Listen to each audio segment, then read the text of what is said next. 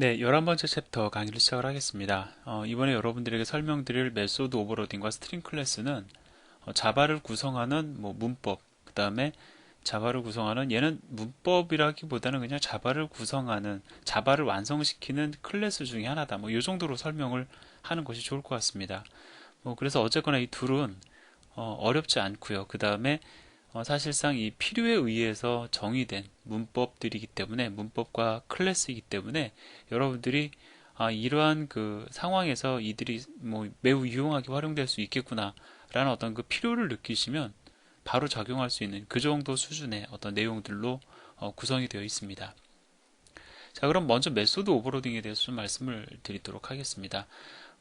이미 아시는 분들도 계시겠지만 이 메소드 오버로딩이라는 것은 사실 자바라는 언어에서만 지원되는 문법이 아니고요. 객체지향 언어라고 일컬어지는 대부분의 언어들이 지원하는 문법적 요소입니다. 뭐냐면은요. 기본적으로 우리가 이름이 같은 변수를 같은 영역에서 선언할 수 없죠. 예를 들어서 int i 선언한 다음에 또다시 int i를 선언하는 것은 잘못된 겁니다. 자, 이 i라는 이름이 중복됐다라는 것이 문제죠. int가 중복된 것은 문제가 아닙니다. 사실 int i, 더블 i 이렇게 해서 자료형을 달리해서 i를 두 개 선언하는 것도 문제가 됩니다. 자, 마찬가지로 메소드의 이름이 동일한 것도 문제가 됩니다. 물론 그 정의되어 있는 메소드의 영역이 다르다면 문제가 안 되겠죠. A 클래스에 있는 메소드와 B 클래스에 있는 메소드의 이름 중복은 문제가 되지 않습니다. 또 어떠한 경우에 문제가 되는 거냐면 A 클래스 안에 혹은 B 클래스 안에 동일한 이름의 메소드가 두 개 존재하면 그것은 분명히 문제다라는 것이죠. 그런데 메소드 오버로딩이라는 것은 이러이러한 상황 하에서는 동일한 이름의 메소드가 둘 이상 정의되는 것을 허용하겠다라는 문법적 요소입니다.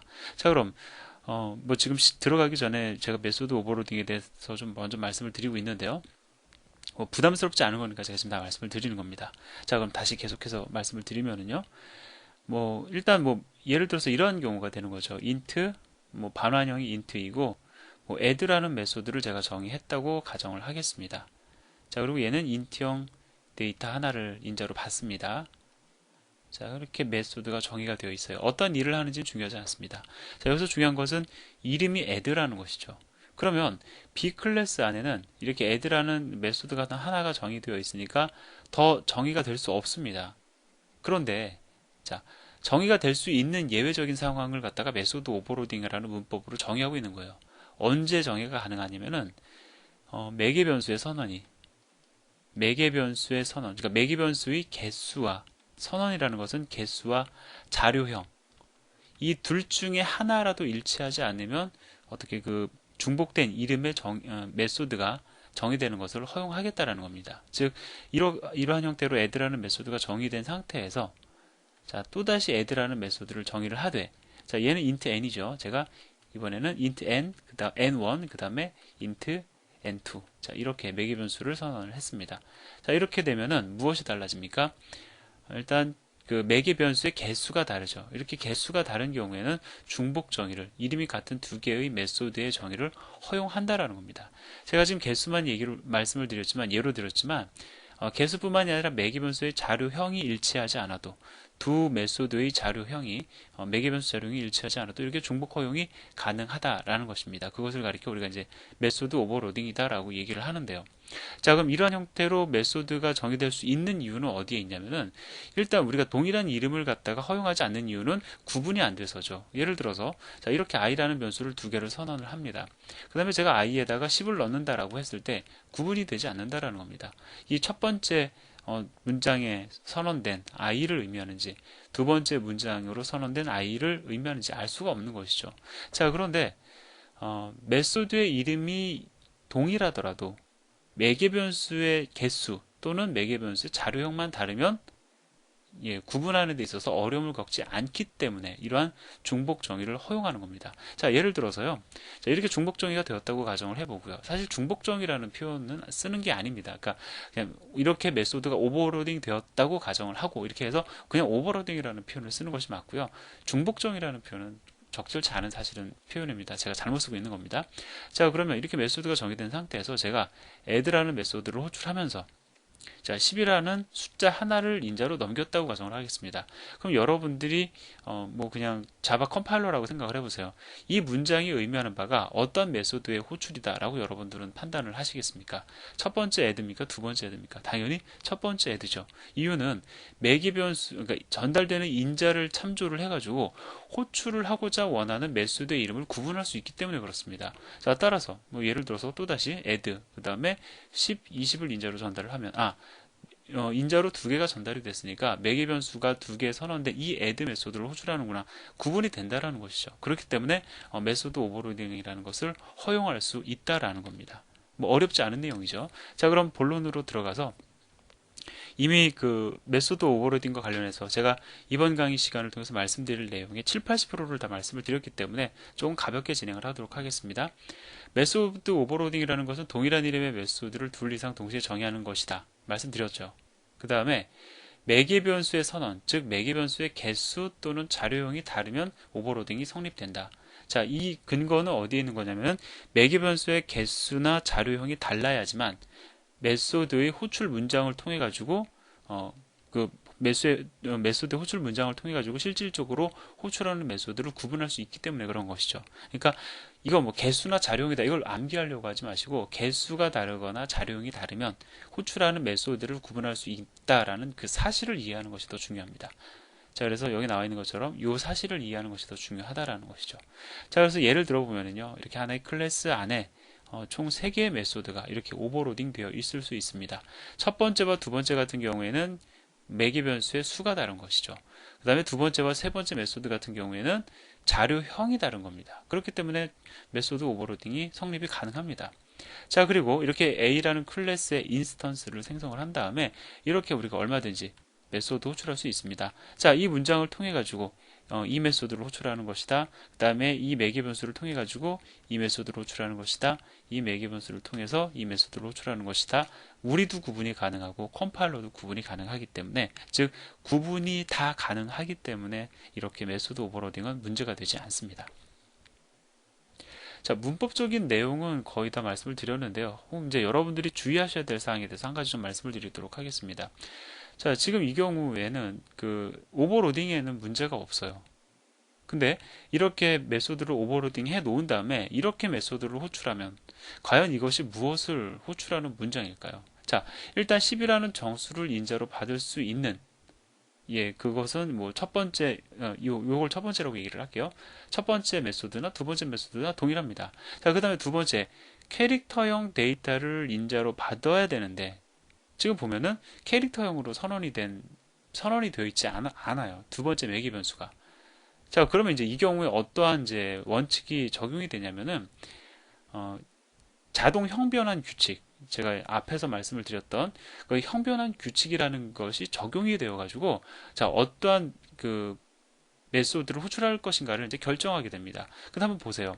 지금 보면은 자동 형변환 규칙은 여러분들 그 참조하시면 아시겠지만 이 캐릭터형 데이터, 즉 문자형 캐릭터형 데이터는 인트형으로 형변환이 가능합니다. 자동으로요. 자, 마찬가지로 캐릭터형 데이터는 더블형으로도 자동 형변환이 가능합니다. 자, 따라서 이것만 가지고는 구분이 불가능하다라는 것이죠. 자, 애매하다라는 겁니다. 그런데 여기 어떠한 또 규칙이 하나가 존재하냐면, 이러한 형태로 형변환을 해야 될 때는 형변환 규칙을 적용하되 가장 가까운 위치의 자료형으로 변환을 시킨다라는 그러한 하나의 또 그 약속이 있습니다. 그러면 자, 캐릭터에서 그 순서를 쫙 나열을 해보면 더블은 맨 끝이죠. 자, 인트는 그보다 앞에 있습니다. 따라서 캐릭터에서 인트로 가는 것이 캐릭터에서 더블로 가는 것보다 가깝기 때문에 이 경우에는 이 메소드의 호출이 이루어집니다. 근데 제가 여러분들에게 이걸 말씀을 드리는 이유가 있어요. 뭐냐면은 이러한 규칙을 기억하시라고 말씀을 드리는 것이 아니라 형변환 규칙까지 적용해야만 구분이 가능한 이런 아주 기막히게 애매한 상황은 만들지 마시라라는 겁니다. 실질적으로 이러한 것을 고려해 가면서 코드를 구현하는 그런 프로그래머는 저는 아직 보지도 못했고, 또 그런 코드는 저도 뭐 프로그래머를 보지 못했을 뿐만 아니라 그런 코드는 저는 보지도 않았을 뿐만 아니라 혹 보더라도 그것을 그렇게 좋게 얘기할 수는 없을 것 같습니다. 그래서 이러한 애매한 문장은 문법적으로 어떠한 그 해결책이 제시가 되어 있다 할지라도 가급적이면은 적용하지 않는 것이 좋겠다라는 것도 더불어 말씀을 드립니다. 자, 그 다음에 또 중요한 것이요. 생성자. 자, 이것을 메소드로 보느냐 안 보느냐 이제 여러 가지 얘기가 있는데요. 뭐 보느냐 안 보느냐 그 사실이 중요한 건 아니죠. 어쨌든 뭐 생성자는 여러분들이 메소드처럼 보인다라고 하면 메소드라고 생각하셔도 되는 거고, 뭐 이제 보통은 좀 구별된 일반적인 메소드와는 좀 다른 형태로 얘기를 하긴 합니다만, 어쨌든 메소드의 형태를 갖추고 있는 것은 사실입니다. 인자 전달이 있고 그 다음에 실행되고 나서 반환한다라는 어떤 기본적인 구성은 동일하죠.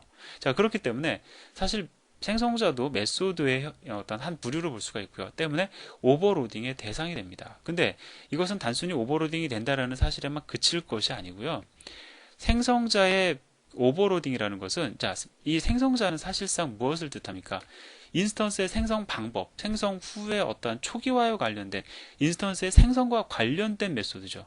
자, 우리가 어떻게까지 얘기를 하냐면은 생성자 호출이 완료되어야지만 인스턴스가 완성된다라고까지 얘기를 합니다. 그런데 생성자가 두 개가 있다? 그렇다는 얘기는 인스턴스 생성하는 방법이 두 가지로 나뉜다는 뜻입니다. 자, 만약에 생성자의 오버로딩이 불가능했다라고 하면 하나의 클래스가 정의가 되면 그 클래스의 인스턴스 생성 방법은 하나로 제한이 되지만, 이러한 생성자도 오버로딩이 허용이 되기 때문에 인스턴스의 생성 방법은 다양해질 수 있다는 것을 의미하는 것이 된다라는 거죠. 자, 그래서 이것은 문법적인 측면이 아니라 실질적인 객체지향적 측면에서도 많은 의미를 지닙니다. 자, 그래서 예제를 하나 보여드리고 있는데요. 하나의 클래스를 통해서 두 개의 다른 형태로 인스턴스 생성이 필요한 경우 한번 예를 들어보도록 하죠. 뭐 그냥 맛만 보기 위한 그 정도 수준의 예제입니다. 자, 펄슨 클래스에 우리가 인스턴스를 생성할 때 다양하게 생성을 해야 됩니다. 왜냐하면 뭐 프로그램에 따라서 이제 뭐 사람을 나누는 기준이 달라질 수 있습니다. 근데 여기서는 군필자와 군미필자, 뭐 군미필자에다가는 이제 뭐 소아, 여성들을 다 포함했다고 가정을 해보자고요. 자, 이러한 경우를 고려해서 나누어서 인스턴스 생성을 해야 된다고 가정을 해보자고요. 그러니까 쉽게 얘기해서 군필을 한 사람은 군번이 있잖아요. 그 군번 정보를 저장을 해서 인스턴스 생성을 하길 원합니다. 근데 군대를 다녀오지 않은 사람은 군번이 있을 수가 없죠. 그런 경우에는 이제 군번을 내가 저장하지 않고 인스턴스 생성을 하겠다라는 겁니다. 무엇을 뜻하는 거죠? 제가 지금 말을 통해서 표현했듯이 인스턴스의 생성 방법이 두 가지로 나뉘어짐을 뜻하는 것이죠. 자, 이러한 경우에 이러한 생성자의 오버로딩은 그 인스턴스 생성의 방법을 나누는 매우 중요한 도구가 됩니다. 자, 여기 보시면은 첫 번째 생성자는 그 퍼스널 아이디라고 해서 이제 주민등록번호, 그 다음에 밀리터리 아이디 약자로 제가 써 놓은 것인데요. 자, 이것은 저기 군번을 뜻하는 겁니다. 이렇게 해서 만약에 군번이 있는 사람은 생성자에다가 군번까지 전달을 해서, 자, 그 다음에 멤버들을 초기화할 수 있는 어떤 그런 생성자가 하나 정의되어 있고요. 자, 군번이 없는 사람은 주민등록번호만 넘겨서 그 정보를 저장을 하고, 군번과 관련된 정보는 0으로 초기화하도록 생성자가 정의가 되어 있습니다. 따라서 여기서 보여주고 있는 것처럼 두 개의 형태로 인스턴스 생성이 가능하다는 겁니다. 자, 내가 펄슨 클래스의 인스턴스 생성을 하는데 인자값으로 얘와 얘를 전달받는 생성자를 호출해서 인스턴스 생성을 완료하겠다라는 뜻이죠. 자, 얘 같은 경우에는 자, 펄슨 클래스의 펄슨 인스턴스를 생성을 하는데, 자, 이렇게 하나의 정수를 인자로 전달받을 수 있는 생성자를 호출해서 내가 인스턴스를 생성하겠다라는 뜻이죠. 따라서 이 경우에는 이 생성자가 호출이 되고, 자, 이 경우에는 이 생성자가 호출이 되어서 인스턴스 생성이 완료가 됩니다. 자, 그 다음에 show info 메소드에 대해서는 또 그 저장되어 있는 정보에 따라서 어떻게 좀 표현이 달라지는지 참고를 하시기를 바랍니다. 자, 어쨌든 참 중요한 내용입니다. 그 생성자가 오버로딩이 가능하다, 여기서 끝내지 마시고요. 오버로딩이 가능하다라는 것은 클래스가 하나로 정의되어 있다 할지라도 인스턴스의 생성 방법을 그만큼 세분화할 수 있다는 것을 의미한다 라고 여러분들이 정의를 해 두셔야 합니다. 자, 그 다음에 이제 그 또 중요한 내용인데, 그 생성자의 오버로딩과 관련해서 추가적으로 또 말씀을 드리는 겁니다. 자, 생성자는 실질적으로 딱 한 번 호출이 됩니다. 그런데요, 이게 가능합니다. 지금 여기서 보시면은 이 펄슨이라는 클래스의 생성자가 존재하고요. 또 펄슨 클래스의 생성자가 하나 더 존재합니다. 자, 오버로딩 되어 있는 경우죠. 자, 그리고 이렇게 오버로딩 되어 있을 경우에 뭐 둘 중에 하나의 생성자가 먼저 호출이 될 겁니다. 그러면 자기가 그 속해 있는 클래스의 다른 생성자를 생성자 내에서만 호출할 수가 있어요. 자, 다시 얘기할게요. 다시 말씀드리겠습니다. 자, 예를 들어서 지금 두 개의 생성자가 있는데 이 중에 한 생성자가 호출이 될 겁니다. 그러면 한 생성자 내에서는 호출되지 않은 다른 생성자를 다시 호출할 수 있다라는 겁니다. 무엇을 이용을 하면? 키워드 this를 이용하면 이러한 것이 가능하다라는 겁니다. 자, 중요한 것은 제가 지금 말씀드리는 것은 생성자 내에서 다른 생성자의 호출이지 어떤 일반적인 메소드 내에서의 그 생성자 호출 문법을 얘기하는 것은 아닙니다. 자, 그럼 여기 보시면은요, 이런 문장이 있습니다. 펄슨 생성자 내에서 자, this라고 선언이 되어 있고요. 그 다음에 가로를 열고 닫고 뭔가 뭐 전달을 하고 있습니다. 마치 뭐처럼 보입니까? this라는 메소드를 호출하면서 pid, 0, pyear, 그 다음에 뭐 pmonth, pday라는 변수가 가지고 있는 값을 전달하는 것처럼 보이죠. 근데 이것은 this라는 메소드의 호출이 아니고요. 이것은 동일한 그러니까 펄슨 생성자 내에만 삽입이 될 수 있는 그런 문장인데, 즉 생성자 내에서만 삽입이 될 수 있는 문장인데 오버로딩된 다른 메소드의 오버로딩된 다른 생성자의 호출을 명령하는 겁니다. 자, 그럼 일단 펄슨 생성자, 이 생성자가 호출되었다고 가정을 해보자고요. 그럼 이 문장에 의해서 어떤 일이 벌어지냐면 얘와 얘와 얘와 얘와 얘 총 5개의 인자를 전달받을 수 있는 또 다른 생성자가 이 문장에 의해서 호출되어져요. 자, 그러면 지금 얘는 뭐 지금 하나, 둘, 셋, 넷, 5개죠. 그리고 모두 다 인트형 데이터입니다. 즉 이것이 의미하는 바는 뭐냐면은 바로 이 생성자의 호출을 갖다가 요청하는 겁니다.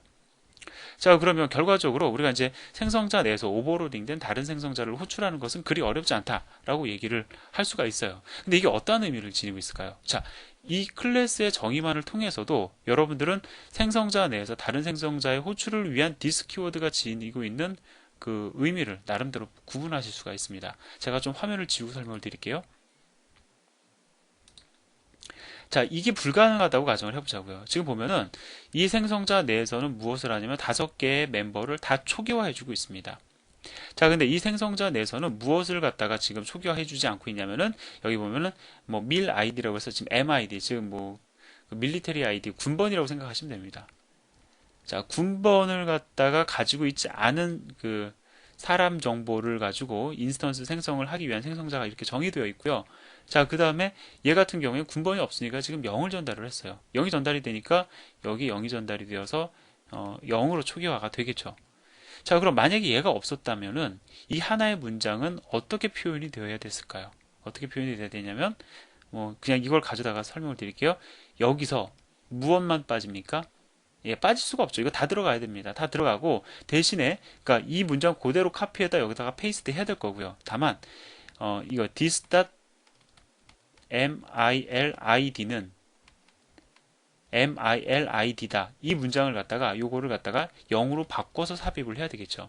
즉 중복된 코드의 삽입이 상당히 많이 등장할 수가 있다라는 겁니다. 자, 따라서 생성자의 재호출이라는 것은 우리가 안 쓰려면 한 번도 안 쓸 수 있어요. 그런데 각각의 생성자들이 보면은 약간씩의 차이를 지니기 때문에, 그러니까 뭐 많은 차이를 보이는 것이 아니라 약간씩의 차이를 지니기 때문에 내가 생성자를 갖다가 5개를 갖다가 오버로딩 하는 경우에 그 5개의 생성자의 약 90% 코드가 유사해 줄 수가 있거든요. 그럼에도 불구하고 90% 코드를 갖다가 계속해서 카피 앤 페이스트해서 넣는 것은 여러 가지로 이제 불편하다라는 것이죠.